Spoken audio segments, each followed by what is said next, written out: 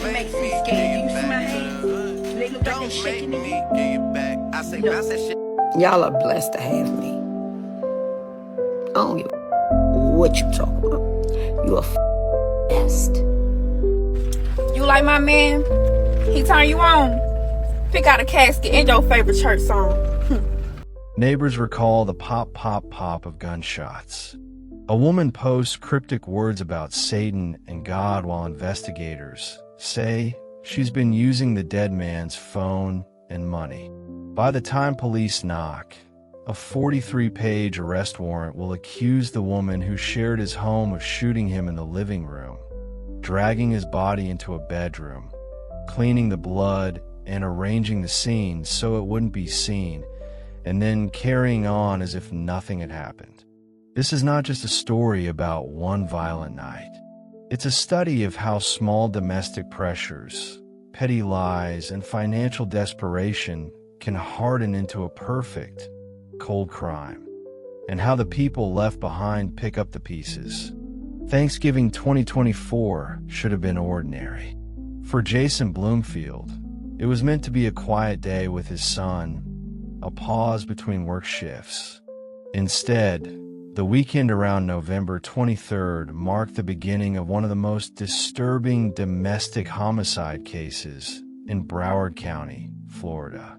Jason, 46, vanished from his Fort Lauderdale apartment, leaving behind his job, his teenage son, and a life he shared with his girlfriend, Veanitta Lenon. When he missed work and stopped answering calls, alarms went off. 5 days later, his mother and son discovered his body, already showing signs of decomposition, setting off a Broward County murder investigation that would shock the community. Digital evidence, including phone GPS and Zelle banking records, reportedly linked her to the crime.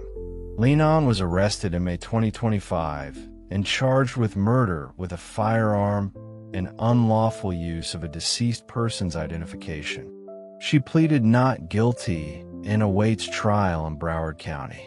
Police and prosecutors say her alleged actions, returning in Jason's BMW, posting cryptic messages on social media, and using his phone, created a digital trail investigators could follow.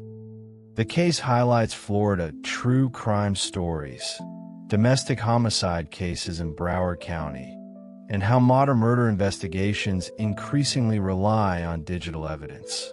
From gunfire to bank transfers, from Fort Lauderdale apartments to Broward County courtrooms, the Jason Bloomfield homicide story is a chilling reminder that domestic violence can escalate into murder, and that even the smallest digital footprints can reveal the truth. Welcome to True Crime Diaries, a place where we uncover shocking cases, unsolved mysteries, and the darkest corners of real-life crime. From headline-making events to hidden investigation details, we break it all down so you can understand what really happened. Hit that subscribe button, turn on notification so you are first to know when a new case is published. Have you done that? Thanks very much. These are real people, real tragedies, and real lessons we can't afford to ignore. Share this video with someone you care about. It might change a life or save one. Let's dive in. Jason Bloomfield's story starts long before the crime scene tape. Friends describe him as a man who worked hard, clocking hours at his job to keep life steady. He wasn't flashy. He valued showing up for his responsibilities, keeping routines that made sense to the people who depended on him. Co-workers recall that he was reliable, the kind of employee you noticed only when he wasn't there. He was a father, too, and those close to him say his teenage son meant everything. Their relationship was filled with the quiet rituals of everyday life. Text messages about school schedules, reminders about chores, quick fast food dinners after work. These simple patterns made what happened next so jarring. Bloomfield's apartment was modest, A place filled with practical belongings and personal touches. Family photos on the wall, a well-worn couch where he watched games, a small kitchen where meals were shared. In these rooms, the normal rhythms of work and home gave his life a sense of order. For his friends, Jason wasn't just a name on a news report. He was someone who would lend a hand when asked, someone who could be counted on to follow through. That image of him, steady, approachable, dependable, became the measure by which his disappearance was judged. When he stopped answering messages, when he didn't appear where he was supposed to, those who knew him felt the gap immediately. On November 23rd, the routine ended. The evening air carried a stillness that didn't last. Neighbors later recalled hearing a cluster of sharp cracks, half a dozen in quick succession, then nothing but the hum of streetlights. No one came outside. No one called right away. Inside the apartment, the timeline begins to fracture. Investigators believe the confrontation unfolded in the living room. From there, they say the scene shifted. Furniture moved, doors blocked, lights switched off. What had been a shared space turned into a place no one else would enter for days. Outside, the world kept turning. Cars rolled past. Phones buzzed. The weekend bled into the work week. For 5 days, no one stepped inside to see what had happened. When Jason didn't clock in at work on Friday, concern began to grow. His absence from family conversations added weight. By the time his loved ones decided to check the apartment, they weren't just looking for him. They were bracing for what they might find. When the door opened, the silence was heavy and unmoving. In the back room, they discovered what neighbors had only heard in fragments. The search for answers would no longer be about a missing man. It would be about uncovering what led to that night and who was responsible. Detectives entered a scene that looked ordinary at first glance. Too ordinary. It was the small inconsistencies that drew their attention. A couch out of place, a faint chemical smell, a mop propped in the corner still damp. Those details would become the starting points for a detailed forensic search. Technicians began photographing every angle, collecting swabs, and cataloging footprints. They sprayed chemicals to reveal what had been scrubbed away. Under the glow of forensic lights, hidden traces began to show, flecks of blood invisible in daylight, patterns on the floor that hinted at how a body had been moved. Digital forensics added another layer. Investigators pulled call logs, location pings, and app activity from Jason's phone. Patterns emerged. Messages that stopped abruptly. Financial transfers made after he could no longer authorize them. Movements that didn't match his usual habits. Each data point was matched against surveillance video from nearby streets and business cameras. Witness statements gave shape to the puzzle. Neighbors described the exact hour they heard the gunfire. Detectives cross-referenced those accounts with cell tower activity and narrowed the window for when the shooting could have taken place. The result was a 43-page affidavit laying out a chilling narrative. It alleged not only how the killing happened, but also what took place afterward. The attempt to clean, the efforts to block the bedroom door, the transactions from Jason's bank account.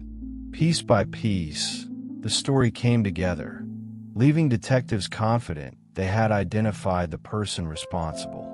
By the end of the investigation phase, they had enough to seek an arrest warrant. What had begun as a missing person call had evolved into a full-scale homicide case built on forensics, technology, and persistence. Veanitta Lenon's name first surfaced quietly, in whispers among neighbors, in the pages of police paperwork that hadn't yet been made public. When detectives closed in, they weren't looking for a stranger. They were looking for the woman who had shared the apartment with Jason. Her arrest in early May 2025 brought a sudden shift in the case.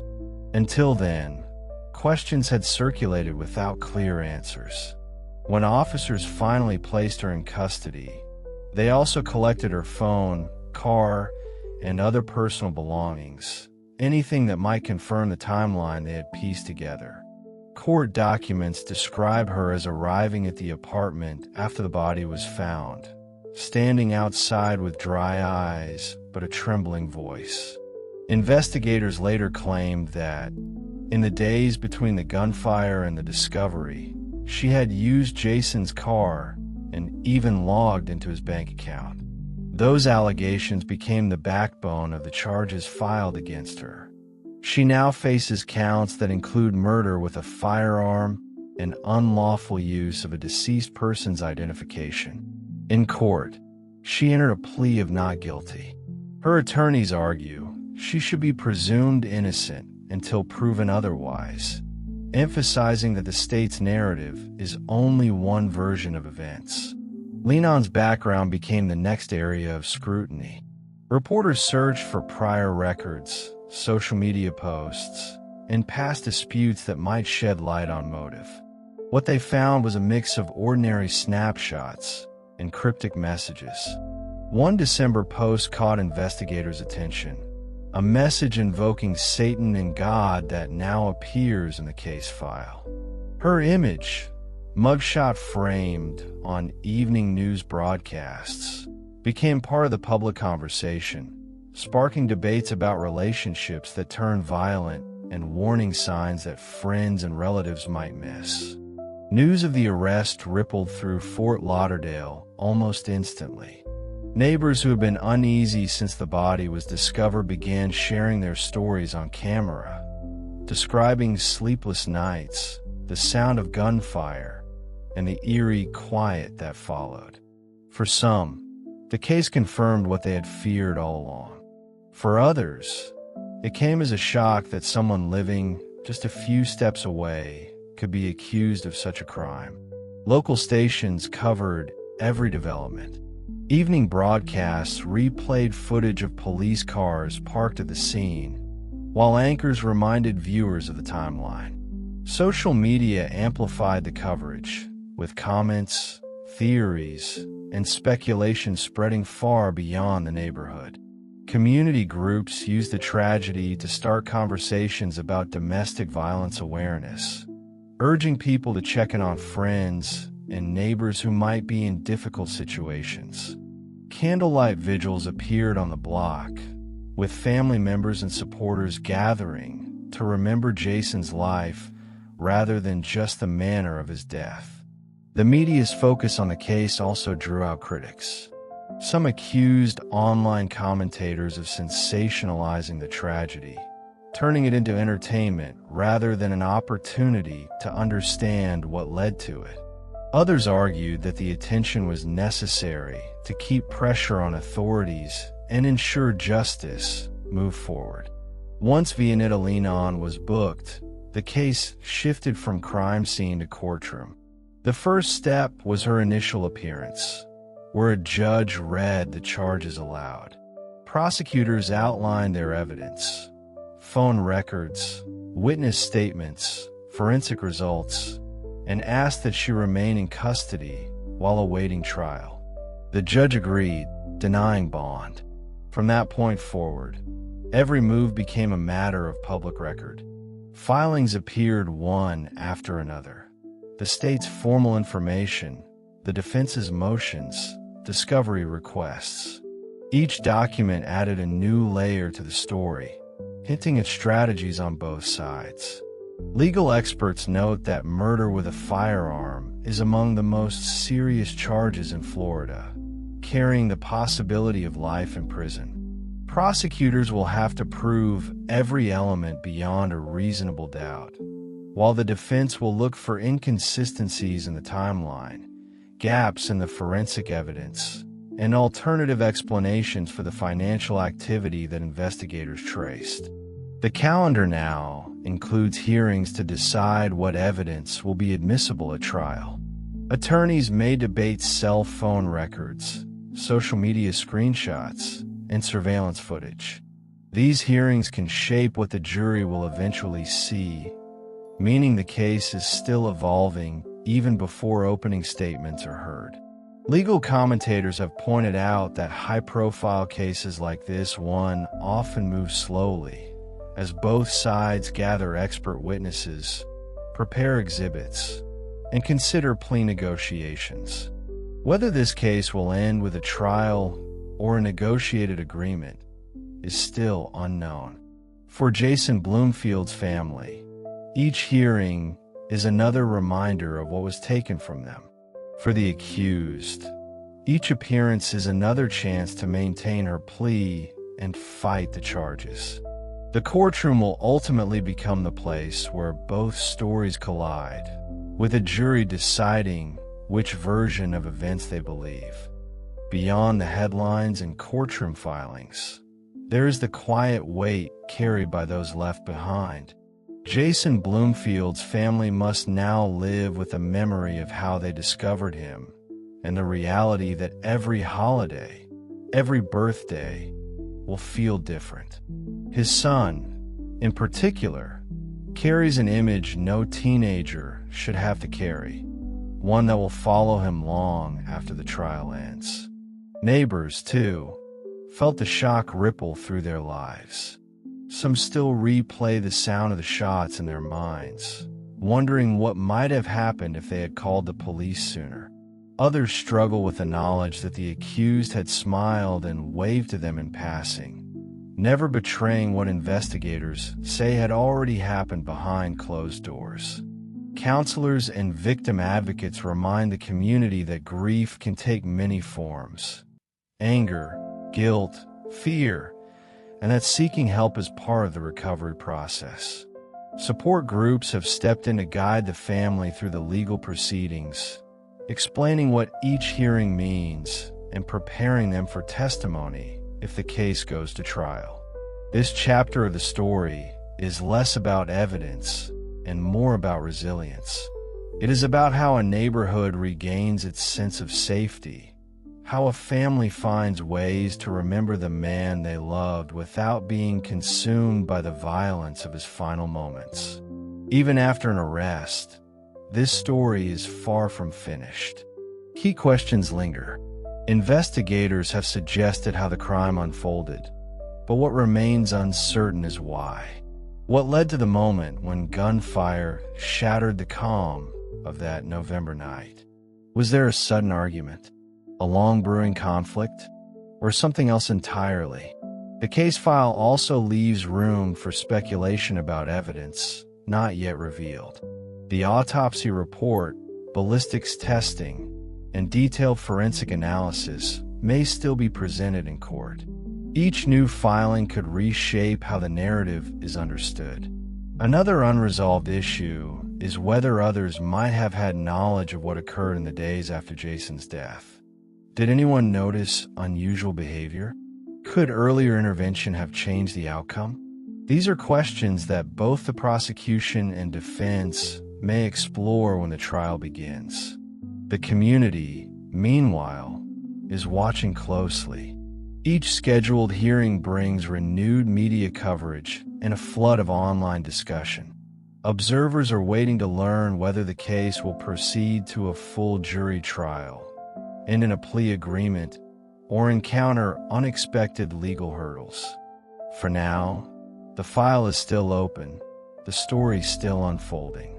What comes next will determine not only the outcome for the accused, but also how Jason Bloomfield's life is remembered, through a trial that seeks accountability, or through lingering questions that may never be fully answered. The case of Jason Bloomfield is more than a single tragedy. It is a reminder of how ordinary life can turn catastrophic in a matter of hours. It illustrates the fragile boundary between trust and betrayal, and how domestic spaces, meant to be safe, can conceal unimaginable violence. Digital evidence, like phone records and financial transactions, played a pivotal role and uncovering the truth. In a modern world, the smallest actions leave traces, and investigators are increasingly relying on these digital breadcrumbs to reconstruct events. This is both a tool for justice and a lesson for the public. Our lives are interconnected, and our choices can leave lasting records. Communities also bear the weight of such events. Awareness, vigilance, and open communication can make a difference. Neighbors noticing unusual behavior, friends checking in on one another, and families seeking support when tensions rise. Advocates stress that domestic violence often begins quietly, and intervention can save lives. Finally, the human cost reminds us why stories like Jason's matter. Beyond courtrooms and police reports, there are real people grappling with loss, grief, and the ripple effects of violence. Honoring their experience means remembering the victim not only for the way he died, but for the life he led, the love he gave, and the impact he had on those around him. That's a wrap on today's case. But the story doesn't stop here. There are countless voices still unheard, stories still in the shadows, and truths still waiting to be uncovered. Here at True Crime Diaries, we're dedicated to digging deep, exposing the facts, honoring the victims, and keeping their memories alive. Hit subscribe, like this video, turn on notifications so you're always first to know when a new case drops. Thank you for watching. See you on the next one.